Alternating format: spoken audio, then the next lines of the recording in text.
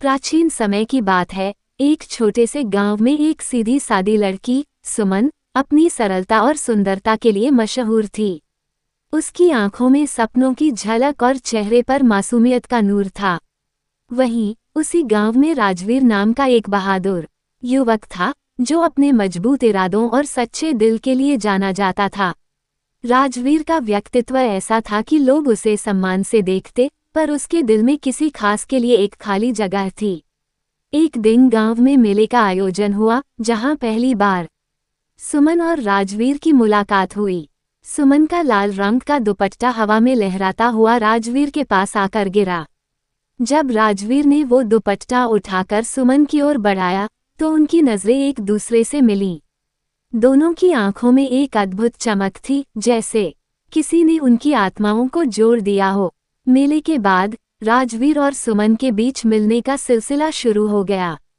दोनों जब भी मिलते, गांव के तालाब के पास बैठे घंटों बातें करते। वे हंसते, सपने सजाते और अपनी जिंदगी को एक साथ देखने लगे थे। राजवीर सुमन को चांदनी रात में सितारों की कहानियां सुनाता और सुमन उसकी बातें सुनते सुनते खो जाती। दोनों का प्यार गहरा हो चुका था, जैसे उनके दिल एक दूसरे के लिए ही बने हों।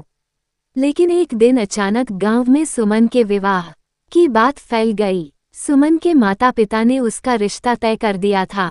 ये सुनकर राजवीर का दिल टूट गया। वह जानता था कि अब उसे अपनी भावनाओं को दबाना होगा। वहीं सुमन भी अंदर से टूट चुकी थी, पर वह अपनी भावनाएं व्यक्त नहीं कर पा रही थी। अगले दिन सुमन और राजवीर ने तालाब के पास आखिरी बार मिलने का निश्चय किया। दोनों की आंखों में आंसू थे, पर कोई शब्द नहीं। राजवीर ने सुमन का हाथ थामते हुए कहा, अगर किस्मत ने साथ दिया तो हम एक दिन जरूर मिलेंगे। सुमन ने बिना कुछ कहे बस सहमति में सिर हिला दिया। वक्त बीतता गया। कई सालों बाद गांव में एक समारोह का आयोजन हुआ। सुमन और राजवीर दोनों वहां पहुंचे। जैसे ही उनकी नजरें मिली, वे समझ गए कि उनका प्यार आज भी जिंदा है। राजवीर ने सुमन के कानों में धीरे से कहा, किस्मत ने हमें फिर मिला दिया। दोनों ने उस क्षण को हमेशा के लिए संजो लिया। उनका प्यार एक मिसाल बन गया और गांव के लोग आज भी उनके प्यार की कहानी को सुनाते हैं।